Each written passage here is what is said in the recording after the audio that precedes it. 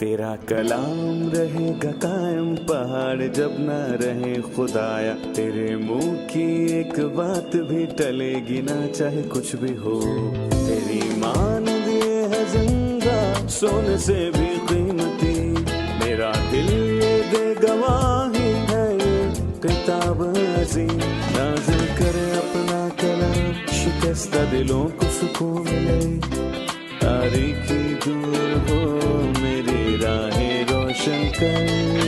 दिल अपना कलाम कसरत से ए खुदा बदल दे, रिहाई दे कसरत से फल मिला, कलाम रहेगा कायम पहाड़ जब। अजीज नाजरीन, मैं अयाद ज़रीफ आप तमाम देखने वालों को हमारे रोज़ के बाइबली मुतालियाती प्रोग्राम की नई किस्त में खुशामदीद कहता हूँ। इस प्रोग्राम में हम 5 सालों में पैदाइश से मुकाशवा तक बाइबल मुक़द्दस की तमाम कुतब का मुताला मुकम्मल करेंगे और खुदावंद के फजल से हम खुदा के कलाम यानी पैदाइश से मुकाशवा तक बाइबल मुक़द्दस का मुताला लोगों तक पहुँचाएंगे।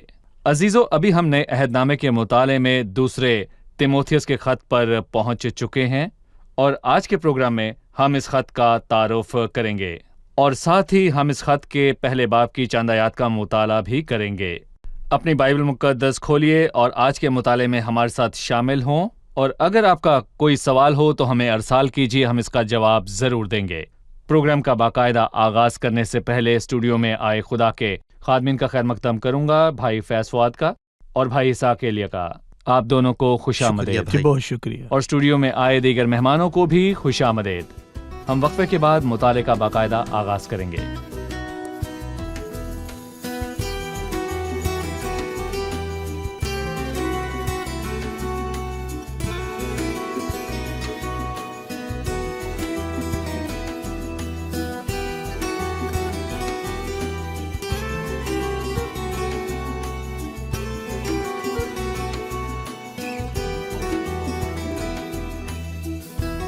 एक बार फिर से खुशामदीद। शुक्रिया भाई। भाई इसहाक, आज हम दूसरे तीमुथियुस के खत का मुताला शुरू करने को हैं, और जब भी हम किसी नई किताब का मुताला शुरू करते हैं हम इसके मुसन्निफ और किताब के लिखे जाने के वक्त के बारे में सीखते हैं। इसके मुतालिक बताएं।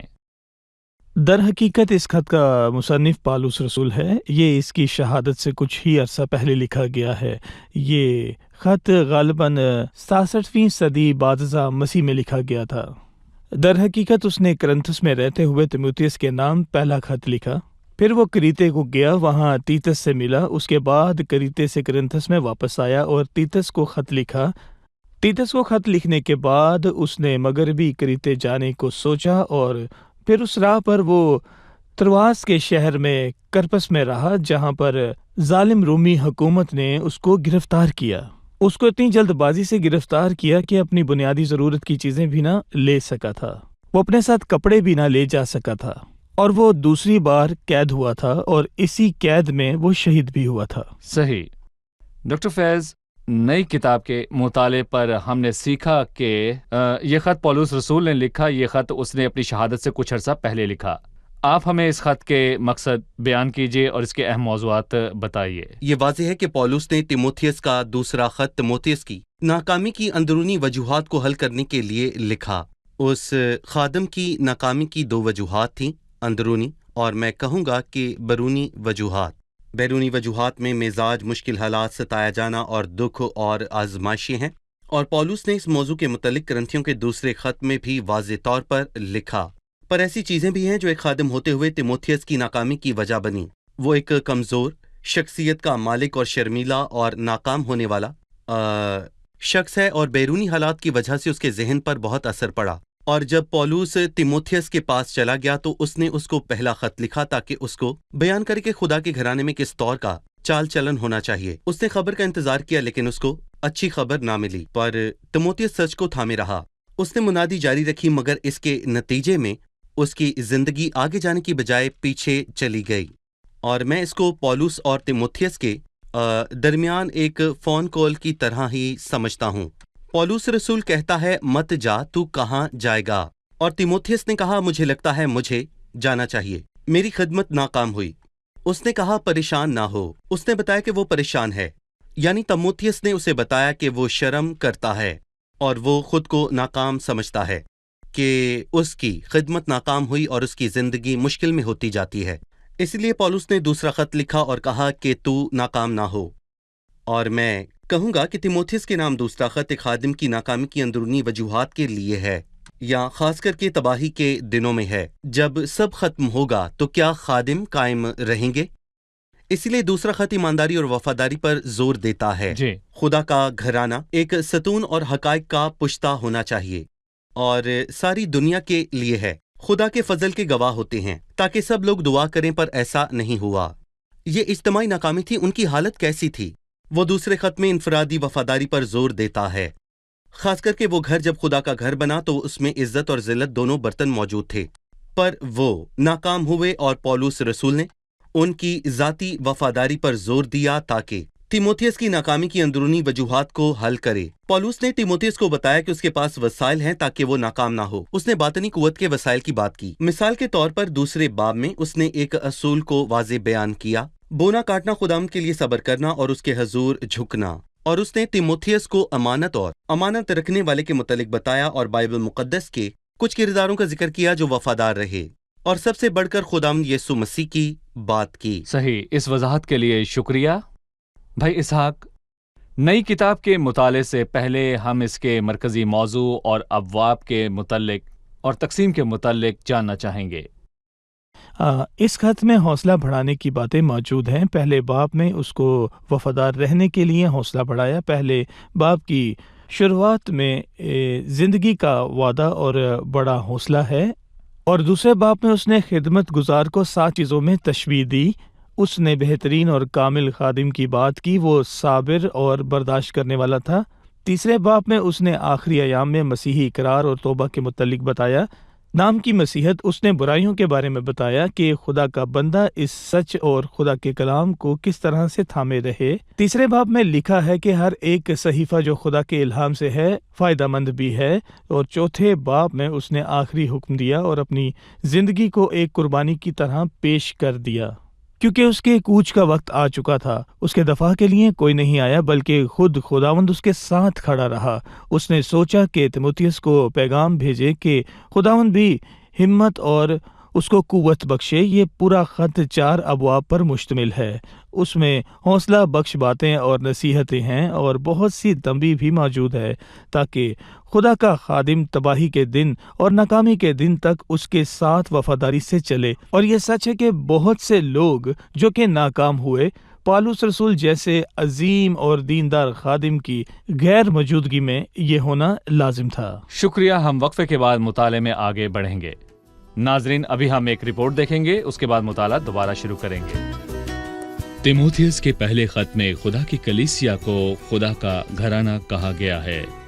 اس نے خدا کی مرضی کے مطابق الہی ترتیب اس کے سامنے رکھی۔ ایسے لوگ بھی ہیں جو گمراہ ہوئے اور ایمان سے پھر گئے۔ وہ شریعت کے استاد بننا چاہتے تھے۔ پولس نے آئندہ زمانوں میں ایمان سے برگشتہ ہونے والے لوگوں کے بارے میں تنبیہ کی۔ تیموتھیس کے نام دوسرے خط میں سب بدل گیا۔ کلیسیا نے خدا کے گھرانے کے طور پر اس الہی ترتیب کو ویسا نہیں رکھا۔ وہ انسان کی ناکامی کے باعث الجھنوں کا شکار ہو گئے۔ کلیسیا کی ناکامی اور الجھن کی بدولت پولس رسول نے تیموتھیس کو حوصلہ بڑھانے کے لیے ایک خط لکھا تاکہ ہلاکت کے دن کے لیے اس کو تیار کرے۔ اس نے ابلیس کے تمام منصوبوں اور بڑھتے ہوئے ارادوں سے اس کو آگاہ کیا۔ عزیز ناظرین، ہم دوسرے تیموتھیس کے خط کا مطالعہ جاری رکھنے کے لیے آپ کی خدمت میں دوبارہ حاضر ہیں۔ ڈاکٹر فیض، ہم نے سیکھا کہ یہ خط کس نے اور کب لکھا۔ ہم نے اس کی تقسیم کے متعلق بھی جانا۔ میرے ذہن میں ایک سوال ہے، خاص کر جب بھی بھائی اسحاق نے ذکر کیا۔ اس خط میں بہتوں کے ناکام ہونے کا ذکر ہوا، اس میں ذاتی وفاداری کا ذکر بھی ہے۔ اس لیے بہت سے لوگ برگشتہ ہوئے اور پھر گئے، پر انفرادی وفاداری بھی ہے۔ خدمت کس طرح کامیاب ہو؟ میں بھی سب کی مانند یہی سوچتا ہوں کہ مبشر کے معنی ہے کہ ساری دنیا خدا ان کے بارے میں جانے، اور ہر ملک کے باشندے اس کا نام پہچانے. جس طرح زمین پانی سے ڈھکی ہے، ساری زمین خدا ان کی معرفت کو سمجھ جائے. ساری دنیا مسیح کے نام کو جانے. اس نے آخری زمانے میں برگشتگی کا ذکر کیا. آپ ہمیں اس کے بارے میں کچھ بتائیے. دراصل یہ مسئلہ فضل کی خوشخبری، آسمان کی سلطنت کی خوشخبری کو آپس میں ملا دینے کی وجہ سے پیدا ہوا. خداوند یسوع مسیح پر ایمان لا تو اور تیرا گھرانہ نجات پائے گا. یہ خوشخبری ہے اور ہم اسی سچ کی منادی کرتے ہیں. دینداری کے بھید کے متعلق ہم نے ہماری ایک قسط میں بات کی. لکھا ہے کہ دنیا میں اس پر ایمان لائے، اور لوگوں کا یہ ماننا ہے کہ ریڈیو یا پھر سیٹلائٹ پر ہر جگہ پر منادی ہو تاکہ سب مسیح کے پاس آئیں، لیکن در حقیقت ایسا نہیں ہے. یہ ناکامی ہے. یہ سب مسیحت کے دنوں سے، پولس اور تیموتھیوس کے ایام سے ہی ناکامی تھی، اور یہ سب کچھ بہت پہلے شروع ہوا تھا. لکھا ہے برے اور دھوکے باز آدمی فریب دیتے اور فریب کھاتے ہوئے بھڑکتے چلے جائیں گے. ساری دنیا اس شریر کے قبضہ میں پڑی ہوئی ہے. دنیا کا شہزادہ شیطان ہے، اور ہم اس سے حیران نہیں کیونکہ ہم یہ سب کچھ اپنی آنکھوں سے دیکھتے ہیں.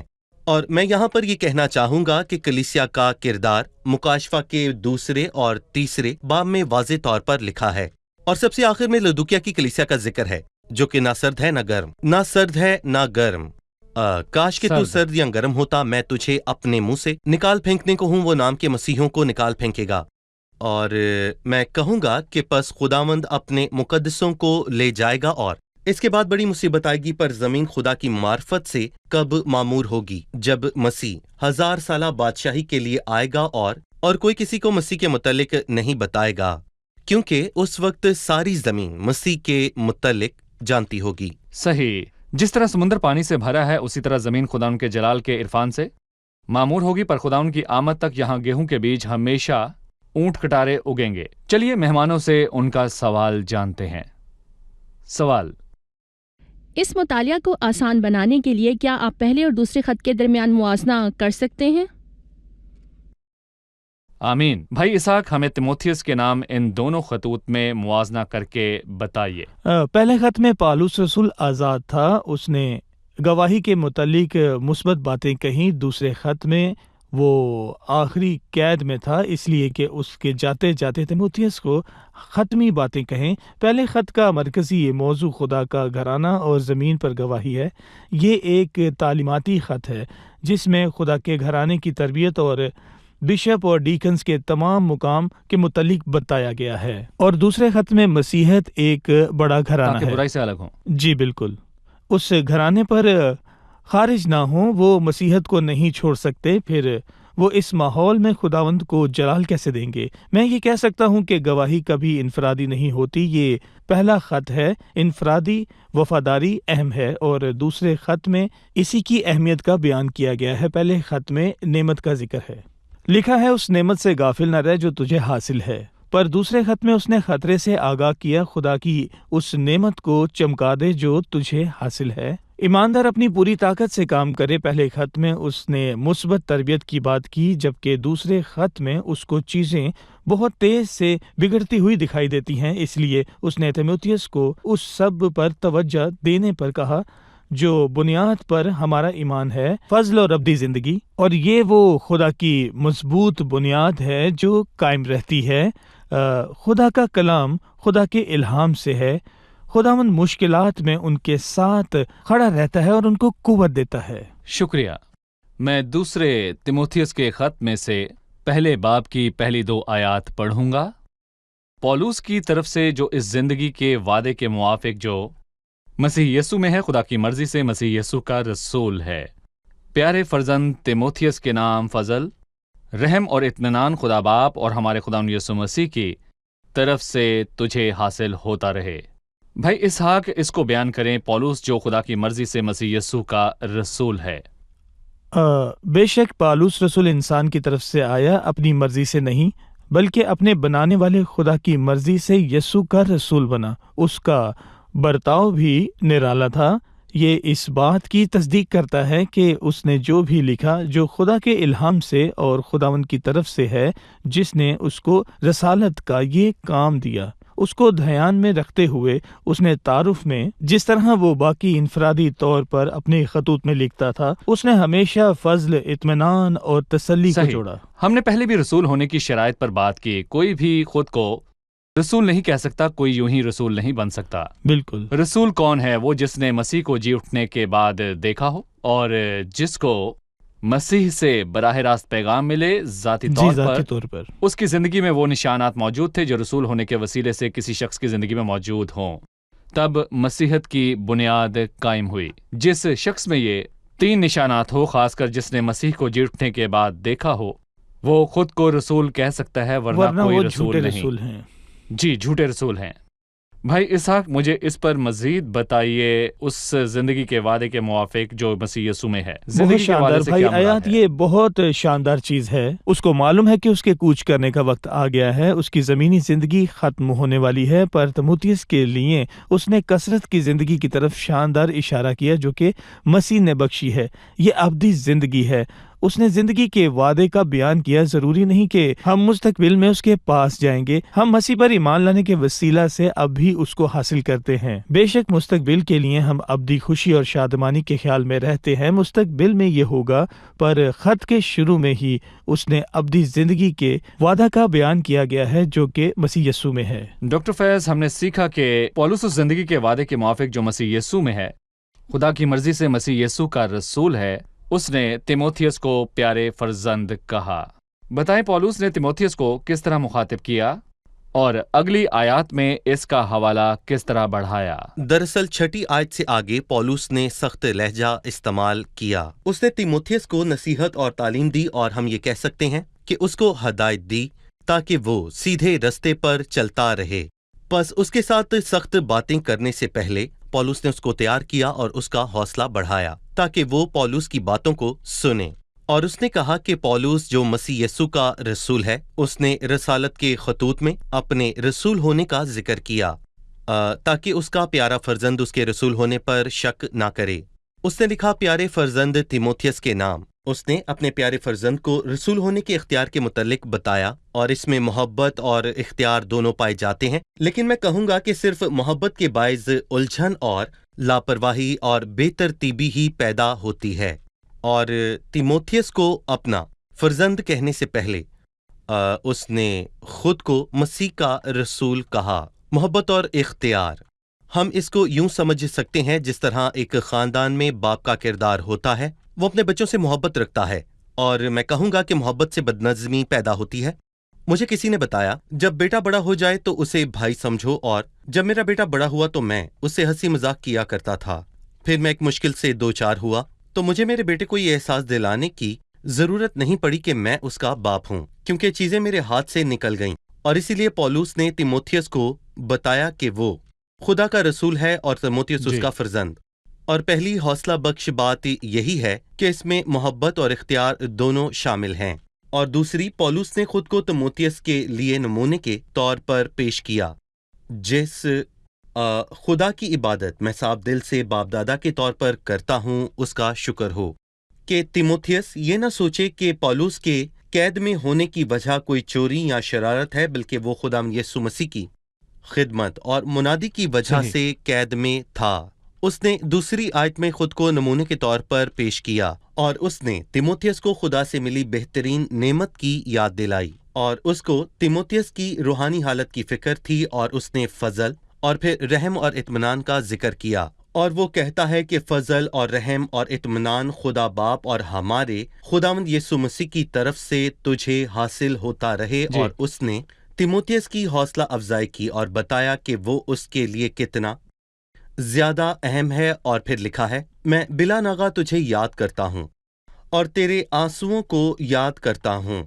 यूं लगता है कि तीमुथियुस पौलुस के साथ था और पौलुस को अचानक ही तरवास में कुप्रस के घर से गिरफ्तार कर लिया गया। हो सकता है कि तीमुथियुस ने अपनी आंखों से देखा हो कि पौलुस के साथ बुरा सलूक किया गया, और ये भी हो सकता है कि वो पौलुस की गिरफ्तारी पर रोया भी हो। और पौलुस ने ये भी कहा कि मैंने तेरे आंसुओं को याद किया।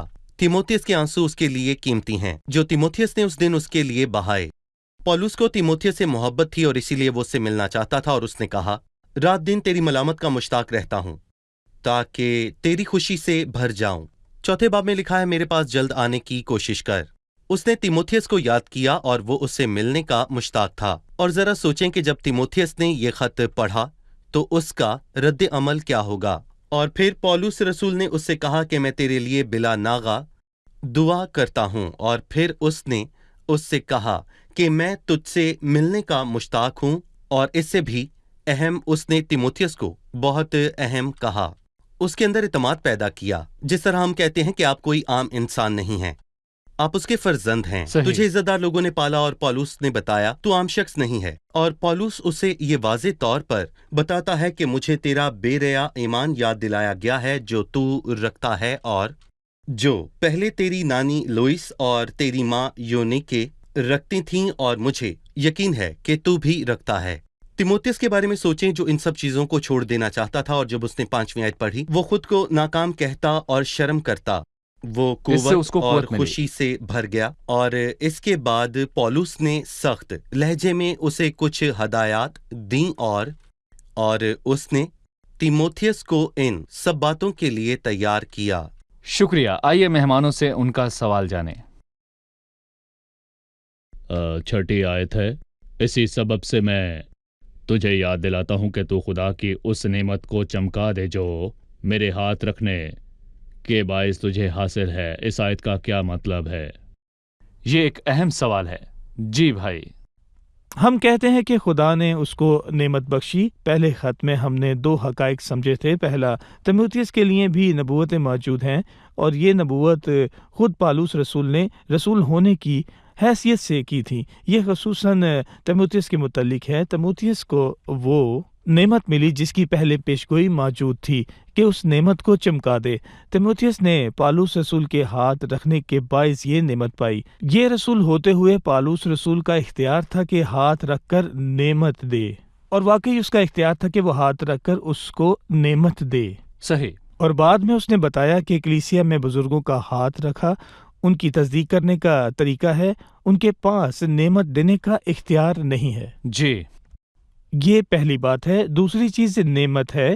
پہلے خط میں اس نے خدا کے گھر کی تربیت کے مطابق بیان کیا۔ اس نے کہا اس نعمت سے غافل نہ رہ۔ دوسرے خط میں ہونے والی سب بربادی سے پہلے اس نے کہا میں تجھے یاد دلاتا ہوں کہ تو خدا کی اس نعمت کو چمکا دے، اس کو پوری طرح سے استعمال کر۔ شاید تیموتھیوس نے اس کو استعمال کرنا چھوڑ دیا تھا، اور ڈاکٹر فیاض نے پہلے بھی ذکر کیا تیموتھیوس پالوس کے گرفتار ہونے پر رویا۔ صرف تیموتھیوس ہی اداس نہ تھا، پالوس بھی کسی کے آنسو بہانے پر کبھی خوش نہیں ہو سکتا تھا۔ تیموتھیوس نے پالوس کی غیر موجودگی پر آنسو بہائے۔ اس کو معلوم تھا کہ مسیحی گواہی میں یہ بہت بڑا خلا ہے۔ اس بڑے خلا کو کون بھر سکتا تھا؟ کون اس کی ضرورت کو پورا کر سکتا تھا؟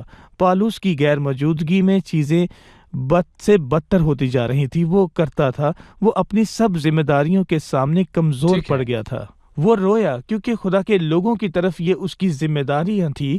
اس لیے پالوس نے کہا اس نعمت کو چمکا دے، کیونکہ خدا نے ہمیں دہشت کی روح نہیں دی۔ تیموتھیوس نے افسس کے بزرگوں کو کہا اور پولس رسول کے الفاظ یاد کیے کہ اس کے جانے کے بعد بھیڑیے ان کے بیچ میں آئیں گے، اور وہ جانتا تھا کہ پولس کی غیر موجودگی میں ان کے لیے بہت مشکلات ہوں گی۔ جی مشکلات۔ جی ہاں۔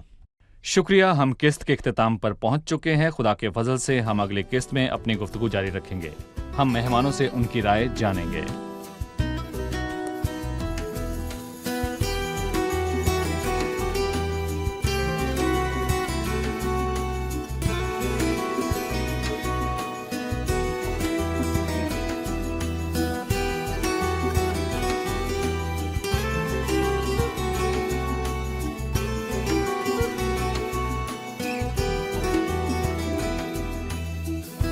آپ تیار ہیں؟ آج کے پروگرام سے آپ نے کیا سیکھا؟ جب بھی ہم کسی سرکاری عہدے یا کسی مقام کے لیے کوشش کرتے ہیں تو اس کی خاص شرائط ہوتی ہیں جن کے بغیر ہم بننے کے لائق نہیں ہوتے، لیکن خدا کے ساتھ زندگی میں اور خدمت میں تیموتھیوس کی ناکامی کے باوجود پولس نے اس کو یہ نہیں کہا کہ اپنی زندگی میں کامیاب ہو اور پھر خداوند کی خدمت کرنا۔ خداوند جانتا ہے کہ مجھے کس طرح حوصلہ دے، میرے ناکام ہونے کے باوجود، تھکن کے باوجود بھی میں پورے دل سے اس کی خدمت کروں گا۔ صحیح۔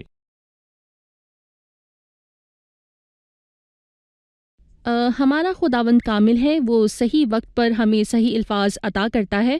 اگر میں تموتیس کی جگہ ہوتی اور پست اور مایوس محسوس کرتی تو اس طرح حوصلہ اور شفقت سے پر خط سے میں بہت خوش ہوتی۔ یہ تموتیس کے لیے بہت اہم خط تھا، صحیح وقت پر حوصلہ بخش الفاظ۔ میں نے سیکھا کہ پالوس رسول نے خود کو نمونہ کے طور پر پیش کیا۔ اس نے صاف دل سے خدا کی عبادت کی۔ ایک ماں ہوتے ہوئے یہ میرے لیے بلکہ سب کے لیے اہم پیغام ہے۔ جب میں کسی پیغام کو دیکھ کر اس کا حوصلہ بڑھانے کی کوشش کروں تو میرا دل صاف ہو اور میری زندگی اس کی عکاسی کرے۔ صحیح بھائی عاطف، پولس کو تیموتھیوس کے آنسوؤں کی فکر تھی، اور ہمارا خدا تو ہمارے آنسوؤں کو ایک پیالے میں اکٹھا کرتا ہے۔ آپ سب کا شکریہ، خداوند آپ کو برکت دے۔ خادمین کا بھی شکریہ۔ عزیز ناظرین، پولس نے تیموتھیوس سے کہا، اور مجھے تیرا وہ بے ریا ایمان یاد دلایا گیا ہے جو پہلے تیری نانی لوئس اور تیری ماں یونیکے رکھتی تھی، اور مجھے یقین ہے کہ تو بھی رکھتا ہے۔ اس نے تیموتھیوس سے اس ایمان کی بات کی جو اس کی نانی سے اس کی ماں اور پھر اس کے بیٹے میں پیدا ہوا۔ جس طرح دیندار لوگ اپنے بچوں اور اپنے بچوں کے بچوں کو مسیحی ایمان کی تعلیم دیتے ہیں۔ عزیزو، میں آپ سب کو بتانا چاہتا ہوں کہ اپنی اولاد کو خداوند کی تعلیم دینا ہی آپ کا اولین فریضہ ہے، تاکہ وہ خداوند کو پہچانے۔ یہ ایمان دادا سے باپ اور اس کے بیٹے کو ملتا ہے، یہی خدا کی تربیت ہے۔ اور میری دعا ہے کہ خداوند ہمیں یہ قوت دے کہ ہم اپنی اولاد اور اپنے خاندان کو خداوند کے پاس لا سکیں۔ اگلی قسط میں آپ سے پھر ملاقات ہوگی۔ خداوند آپ سب کو برکت دے۔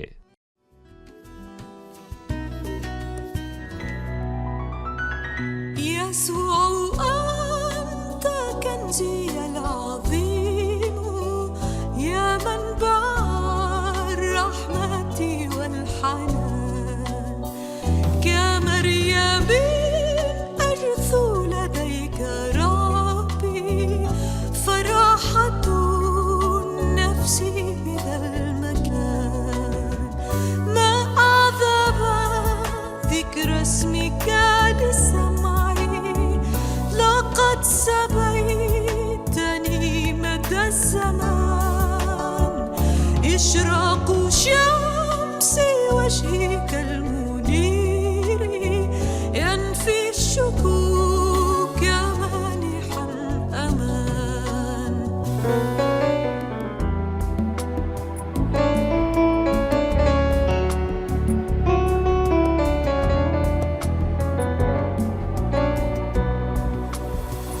جراحك يا سيدي حماية، كلامك ينير لي الطريق، وروحك يا سيدي نصيري يعينني في وجه كل ضيق. ألهب بناري روحك حياتي، وليحصر عني حبك الرقيق، حتى أقود الآخرين نحو سلامك العجيب والعميق.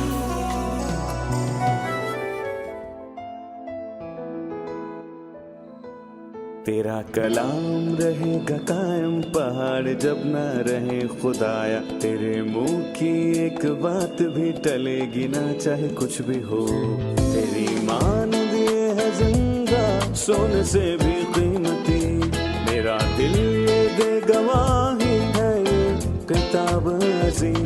نازل کرے اپنا کلام، شکستہ دلوں کو سکون ملے، تاریکی دور ہو میری راہیں روشن کر، دل اپنا کلام کثرت سے اے خدا بدل دے، رہائی دے کثرت سے پھل ملاؤ۔ کلام رہے گا قائم پہاڑ جب نہ رہے خدایا، تیرے منہ کی ایک بات بھی ٹلے گی نہ چاہے کچھ بھی ہو۔